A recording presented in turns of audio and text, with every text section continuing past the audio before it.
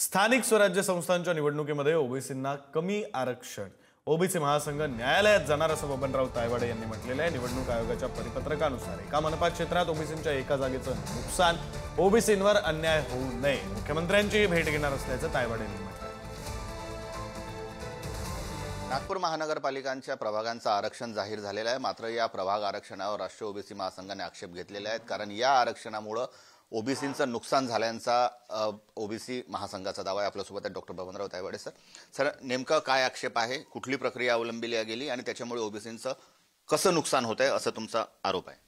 नाही, हे बघा की 24 ऑक्टोबर 2025ला सर्व महानगरपालिकांच्या निवडणुकीत 4 सदस्यीय प्रभाग पद्धतीनुसार जे आरक्षण निश्चिती करण्याबाबतचे राज्य निवडणूक आयोगाचे आदेश आहेत सर्व कमिशनरला वगैरे, आणि त्या आदेशामध्ये SC, ST, OBC आणि वुमेन्स या 4 कॅटेगरीला जे आरक्षण दिले जाते त्याची गणना करताना म्हणजे कॅल्क्युलेशन करताना कुठल्या सूत्राचा वापर करायचा ते सूत्र या ठिकाणी या आदेशामध्ये दिलेलं आहे। या आदेशानुसार SC, ST आणि महिला या 3 कॅटेगरीचं कॅल्क्युलेशन करताना अनुसूचित जातीकरता राखून ठेवायच्या जागांच्या संख्येची गणना करताना 0.50 व त्यापेक्षा अधिक असलेला अपूर्णांक पुढील संख्येत पूर्णांकित करण्यात यावा।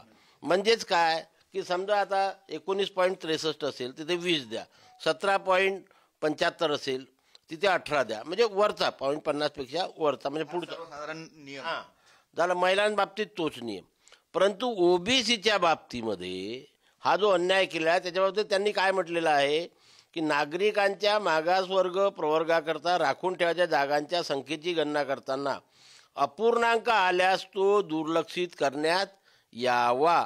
म्हणजे 0.50 आणि त्याच्यापेक्षा जास्तवर जरी जात असेल तरी खालच्या संख्ये एवढंच आरक्षण ओबीसीला देण्यात यावं। जसं नागपूरचं उदाहरण घेतलं आपण तर 151 ज्या 27% जर आपण काढलं ते 40.77 येते, म्हणजे आम्हाला 41 जागा मिळायला पाहिजे होत्या, परंतु हा वरचा आकडा 0.77 दुर्लक्षित केल्यामुळे फक्त 40 जागा मिळाल्या। की काय मागणी करणार ओबीसी महासंघ?